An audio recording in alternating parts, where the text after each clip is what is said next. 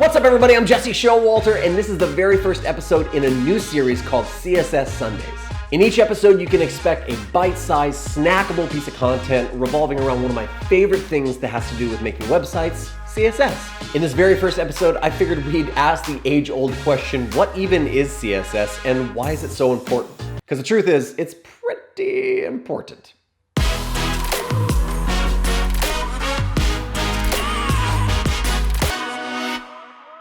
What does CSS stand for? Canadian sipping sauce, Chinese surfing soldiers, Coke soda soup, maybe.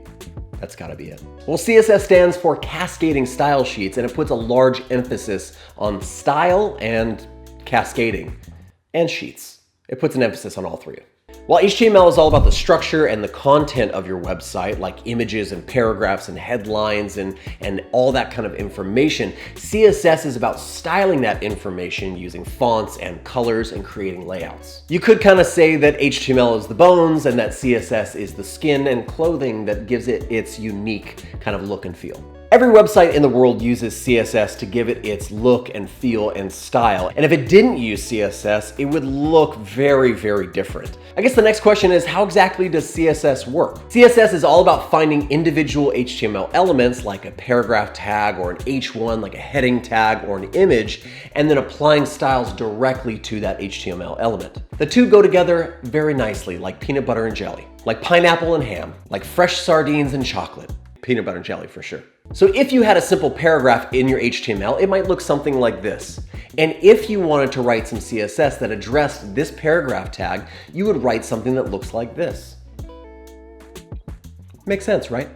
In this case, the paragraph tag here is called a CSS selector, and everything written to the right of it is called the declaration. You're declaring how you want to style this selected element. Everything that's written inside of the curly brackets or the declaration is made up of two things, properties and values, and they always go together. There are thousands of CSS properties that affect things like the background color or the text size or the line height, and each and every one of those properties has multiple values that can be assigned to it. So background could be red or blue or cyan or magenta or millions of other different hexadecimal colors. I think it's really important when you're thinking about CSS selectors and properties and values is that you don't have to remember every single one of them as much as you need to be willing to find them, problem solve, and then figure things out with them. Hey Google, how do I change the background in my CSS? And the answer shall be provided.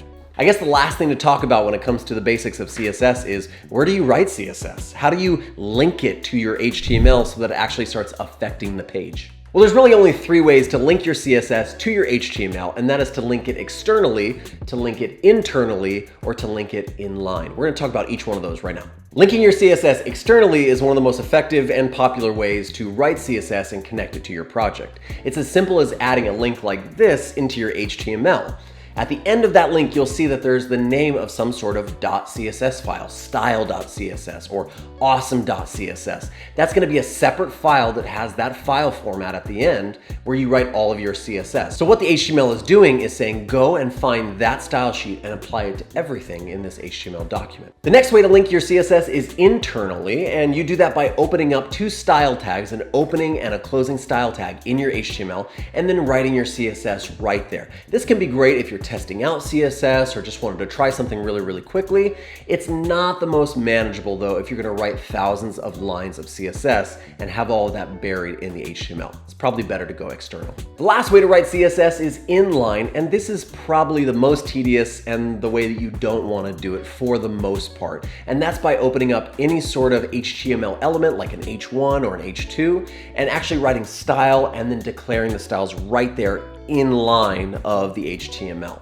It's important to note that the closer the CSS is to the HTML, the more specificity or importance it's going to have over that HTML. So that means if I've styled this H1 externally to be blue, and then I come into my HTML document and internally I style it green, that green is going to take precedence over the blue. And even more so, if I style it then red inline, actually on the H1 element, then the red is going to take precedence over the other two because that CSS is now closer to the HTML.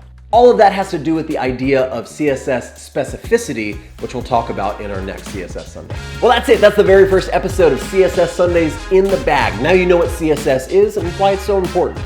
If you enjoyed the video, make sure you leave a thumbs up, subscribe to the channel, and hit that little bell notification icon so you know when the next episode in the series comes out. We're going to be talking about all sorts of different aspects of CSS. I hope you're having an amazing week. I hope you're designing amazing things. Hope you're making amazing things. And I hope you're styling it up. See you in the next one.